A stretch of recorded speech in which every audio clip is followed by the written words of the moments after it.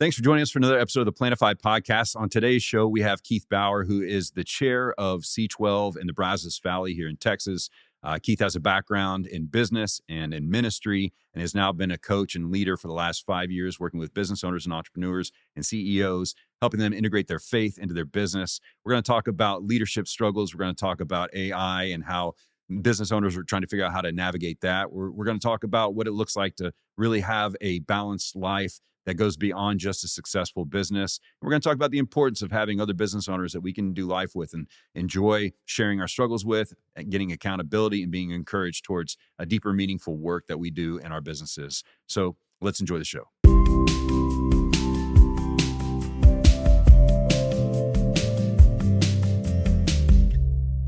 Welcome back for another episode of the Planify Podcast. I'm Casey Cease, and I'm here today with my friend Keith Bauer.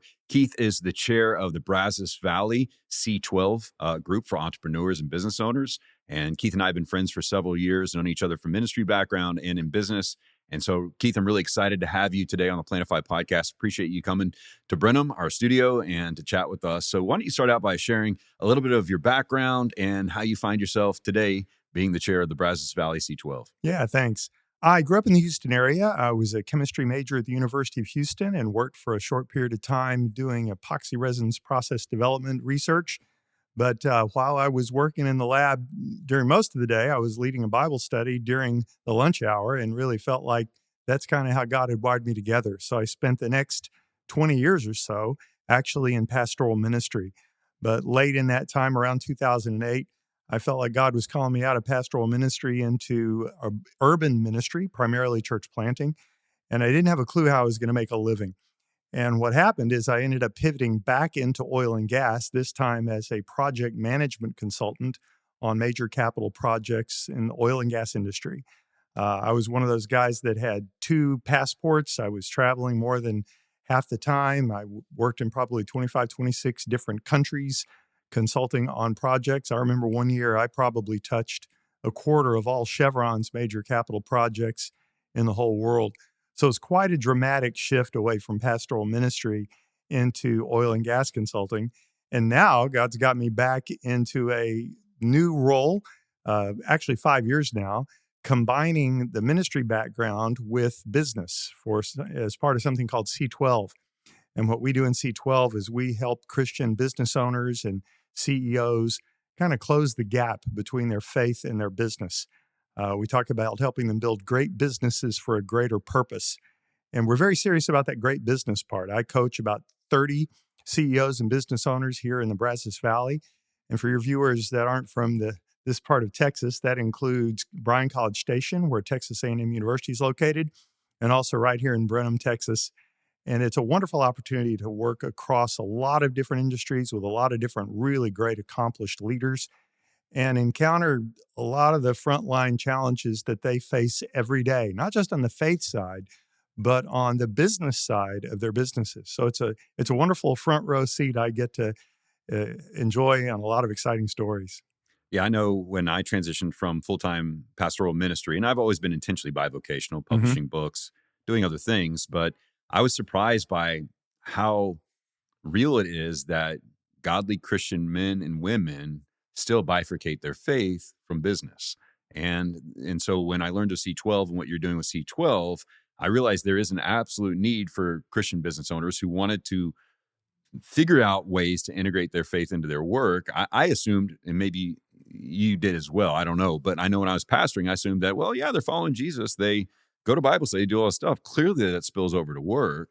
And what I didn't realize until later on in the pastoral ministry is that a lot of people I knew in business were really confused on what does that mean. Either they would, wear a cross or talk about God a lot or things like that, but never really thought through what does it mean to have my faith integrated with the kind of work that I do.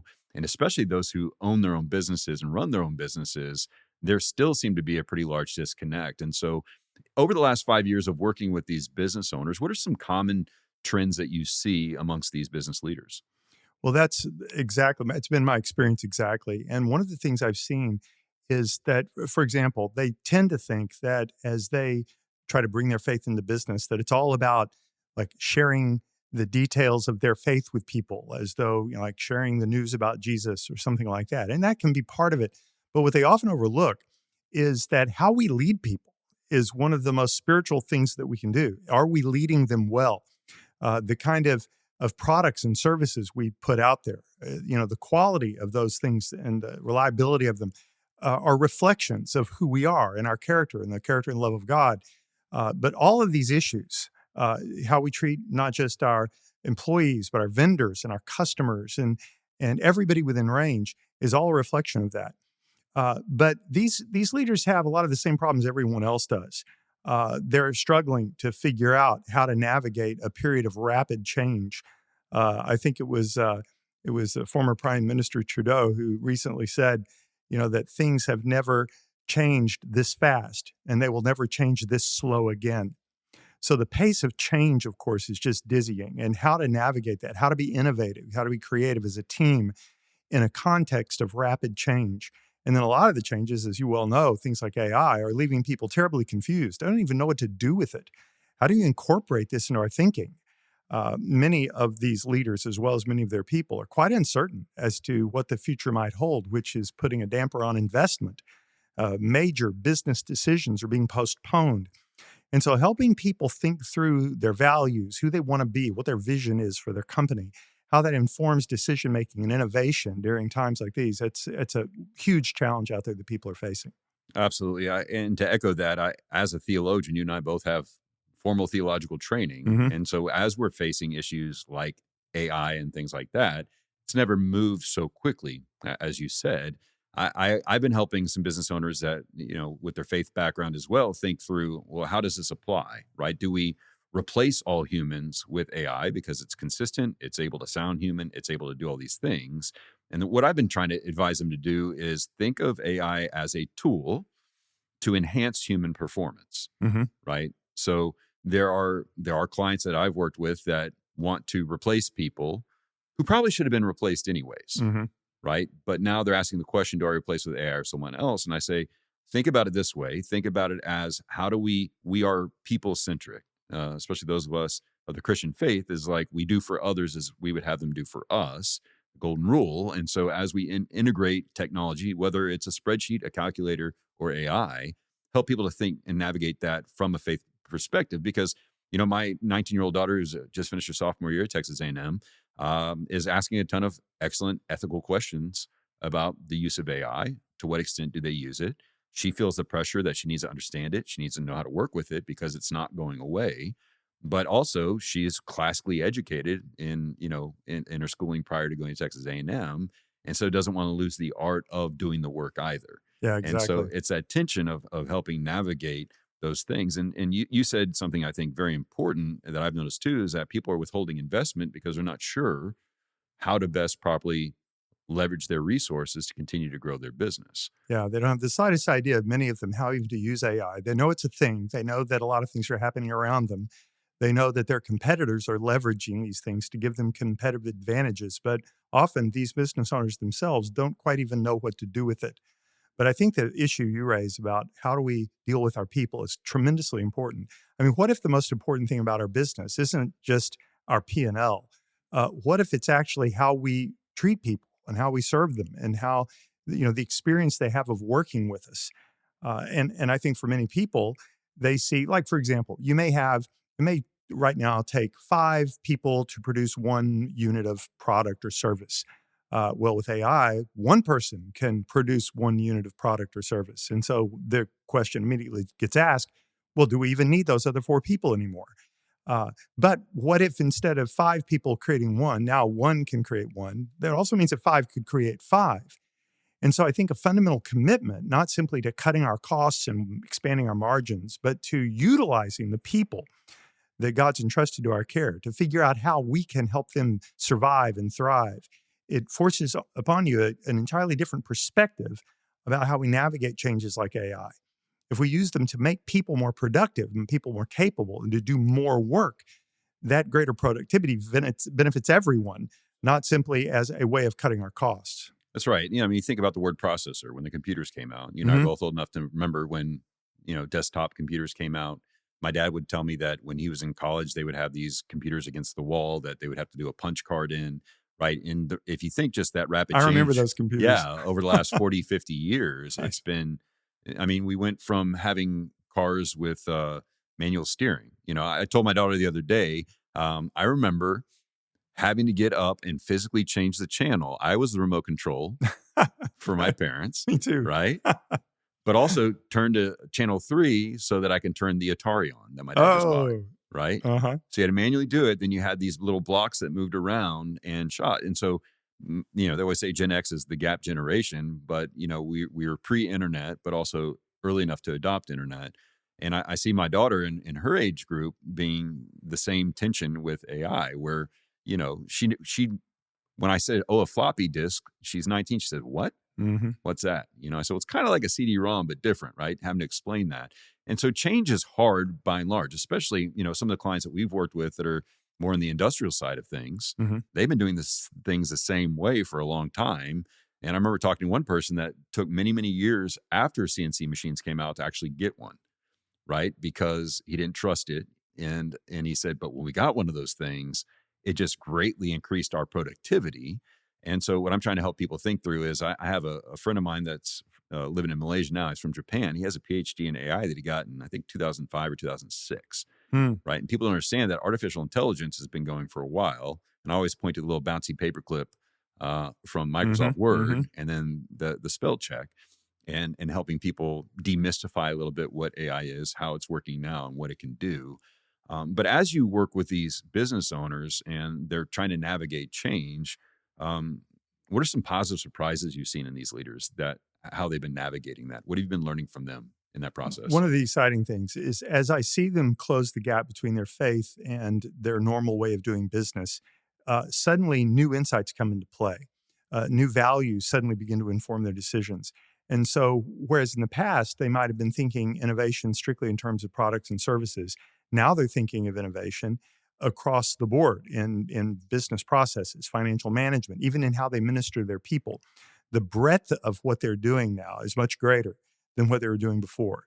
In the current environment, especially supply chain disruptions we saw during COVID, for example, everybody becomes very cautious and very constrained, but because they're simply trying to stay afloat.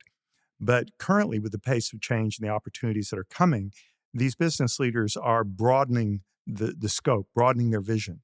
What can we do to serve our people better? What can we do to remain the employer of choice? What can we do to attract people? And what can we do to retrain them? So there are a lot of things that people are doing now that are a bit different than what they might have done before when all they were trying to do is stay afloat. Right. Absolutely. And that transition, I mean, we went through that, as you know, in some of my companies, and Mm-hmm.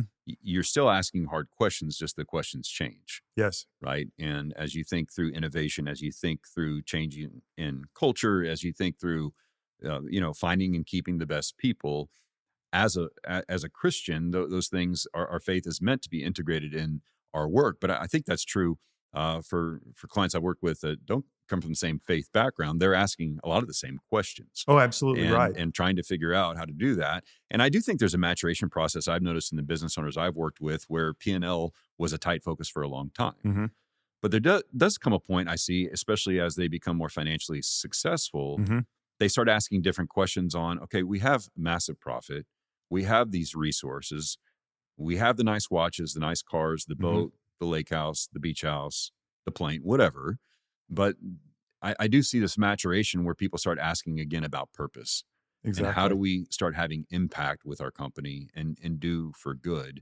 And I know you've having been working for with some business owners your entire time during that 5 years here. What are some growth trajectories you've seen as they've matured in applying these things? Because I know I have several friends that are still a part of your group Mm-hmm. and they're continuing to grow and think better thoughts. But what do you see as a progression for any business owner as they're growing, as P&L stabilizes, as plenty of profit abounds? What are some stages you see business owners go through as they mature in their leadership? And what are some blind spots that you think that maybe some of our watchers today who own businesses maybe would benefit from being aware about? Yeah, I think the greatest growth that happens is it begins as personal changes that are within them, and that only happens when people are prepared to change, prepared to grow. But as they then grow, they begin to appreciate opportunities in their business they might have overlooked before. One kind of example that you might see is people who see, you mentioned that while we may have people of many faiths or no faiths at all, everyone recognizes that there are certain things that even in a period of rapid change, there are things that don't change. There are things that remain permanent, things that are lasting. And I think one of the great breakthroughs for people is when they stop being so dazzled and blinded by the change that they begin to see again that there are certain very important things that aren't changing. And one of the things that isn't changing is human nature and their own human nature and the humanness of the people that they're working with. They can begin to appreciate that things around them may be just, they're practically dizzy from what's happening. But what is unchanging in the lives of their people becomes a kind of anchor. You mentioned the word culture earlier on. For a while, I was associated with the Disney Institute, and Disney defines culture in two ways. Number one, what's it like to work around here? And secondly, what is it like to do business with us? And if you understand culture in those simple ways, what is it like to work around here? And what's it like to do business with us? It kind of sharpens your focus. It gets your eyes back on the things that really matter. So one of the things I see business owners do is begin to ask fundamental questions like that. They're thinking, well, what is it like to work around here? They begin to see their people not as simply a means to some other end, but their people as being a valid end in themselves. They begin to have a greater appreciation for the development of their people, for the opportunity that they have as stewards of these lives to help people grow. And in a period of rapid change, in a period of great uncertainty, this is enormously valuable to people because they're wondering about their own careers. They wonder, how long is my job even going to be there for me? And if I were to lose this job, what happens next? A lot of kids coming out of college wonder the same thing. Have I prepared for a job that no longer exists? Well, as business owners take ownership of and stewardship of the people that God's entrusted to their care, they begin to see that they have a developmental opportunity with people, that they can help people grow, they can help train people, and they can help people to just develop as leaders and producers in their own right. But then also the relationships with the customers. What is it like to do business with us? We might think it's more efficient to put AI between ourselves and the customer, but we've all had experience, haven't we, of getting emails that were clearly AI generated, of getting phone calls that are AI generated, seeing videos that are 100% AI generated. And that's efficient, I guess, from the standpoint of the business owner to be able to crank out the content, put it out there like that. But from the standpoint of the customer, that's not exactly high touch. It's interesting. Years ago, you might remember there was a book called Megatrends, the original Megatrends. It was like 1980 or something, maybe even before. And at that point, they recognized something. It's absolutely proven to be true, that as high tech increases, high touch needs to increase as well. That was true then, and it's true now. So understanding, all right, as the high tech growth continues more and more and more, we have to get better and better and better at high touch with our people, with our customers, clients, with our vendors. There are a lot of people and I can tell you stories about this. There was one restaurant chain, I used to serve their president recently until he retired from that role, but they had a very, very good intentional relationship with their vendors, with a loyalty to their vendors that was almost inexplicable. And you think, well, what is the point of that? Well, first of all, it's the right thing to do, to treat your vendor with that kind of dignity. But when the supply chain crisis hit, how do you suppose that vendor treated that restaurant chain? They remembered that this restaurant chain had been loyal to them, and so they were loyal to that restaurant chain in return. And so treating your vendors the same way you want to be treated yourself, not just your customers, your employees, ends up really paying off. But you were asking earlier about the stages that business owners go through. I think one stage is that stage of the realizing that their own growth, their own development is the foundation of everything, which is why the work you do in coaching is so valuable and so important. But then secondly, looking outward and recognizing that their people, their vendors, their customers, that every human being within range is also valuable and important, and investing in those relationships. And that investment, that willingness to lean into those relationships really, really pays off. No, I think that's so wise. I've worked with a lot of business owners who nearly treat their employees more like equipment, right, than embodied souls. And so I usually try to find an opportunity to encourage them, saying, hey, um, let's rehumanize the people we work with, regardless of their faith background. Regardless. If as a human being, but with, I've also seen it with people who profess faith, and as a brother, I try to say, hey, I know they're irritating. You do have recourse. You either coach them up or coach them out, but we can't treat other human beings this way or view them this way, right? They're not just commodities. And what's interesting, I found, Keith, as well, is that there's been a pronounced loneliness in business owners and CEOs that I've interacted with, especially since the pandemic, but prior to that as well. But this isolation where they don't really have other people who understand what they're going through. Just this morning, someone was sharing that very thing with me, and how often they see that themselves. Yeah. Yes, you're right. And we've seen that with pastor friends of ours as well. It's an isolated thing, but I've noticed it pronounced in the business owners I've had, that they've been very successful. And a lot of times, what I've noticed is, these business owners have experienced a lot of professional success, but their marriages are struggling or have ended, or their children are estranged, and they want that so badly. And I always, the men I work with especially, I say, look, men have a tendency to gravitate towards competency. Yeah. Right. They understand how the business works, how to interact, how that works. But then you go home to more nuanced situations with a wife and children and various stage of life. And we've given all of our capacity to our work and haven't maintained any capacity with our families. And so as you worked with these business leaders in the context of C12, how have you encouraged them to really move more towards a balanced perspective of how they integrate not only faith, but also family and their work? Because there's always more work to be done. There's always more work to be done. And, when you step onto the football field of the marketplace and you look up at the scoreboard, you're not going to see your wife and kids up there. The marketplace doesn't care about how much time you're spending with your family, or how much, in my case, how much time you were spending traveling internationally and just away so much. But we do need to care about that. So what we do in all of our meetings, we meet as groups, and I meet with them individually, the members. We begin each group meeting with what we call the balance wheel. And it goes into every area of your life, your walk with God, your marriage, your family, your finances, your rest and retreat, fitness and nutrition, biblical community. I mean, all these different areas. And it's not okay that your balance wheel is only flat on one side. No, that's actually a flat tire. That's a flat tire for sure. That's right. And so, but it's only flat on one side, Casey. So what's the problem? Well, you got a bumpy ride in your life, if that's true. That's right. And so what we do for each other, and everyone needs this, is we hold each other accountable. We say, hey, Keith, you've been saying for a long time that fitness isn't good for you and nutrition's bad and you put on a lot of weight. When are you going to do something about that? Well, the answer was January 12th. I started doing something about that.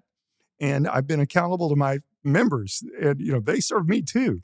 And as a result, here it is, we're in mid-May, and I've lost 32 pounds since January 12th, because these members aren't going to let me get away with just relentless reports of failure in fitness and nutrition.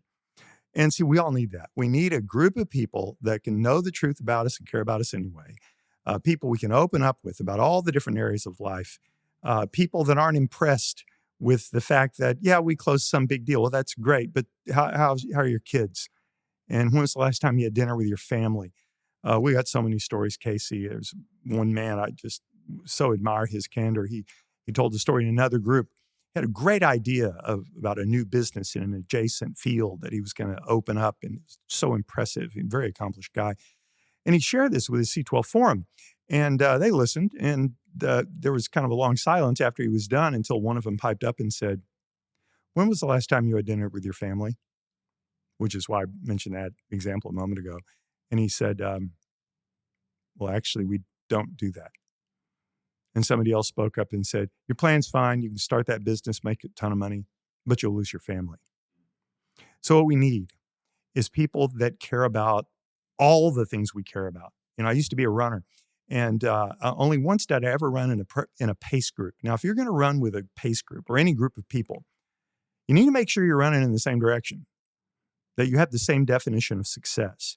So I think it's very important, regardless of what your faith background is, that you have a group of people that you can be fully open with who share your complete definition of success, who can be pleased and impressed that you accomplished this or that in your business, but who, like you, care about your family and about your marriage and about your fitness and all these other things that really, truly matter.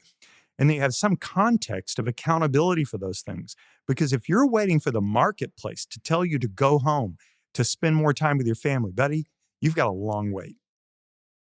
I've been a disappointment more than once to some clients when I've said, I'm sorry, my daughter has a piano recital. I'm not going to miss that.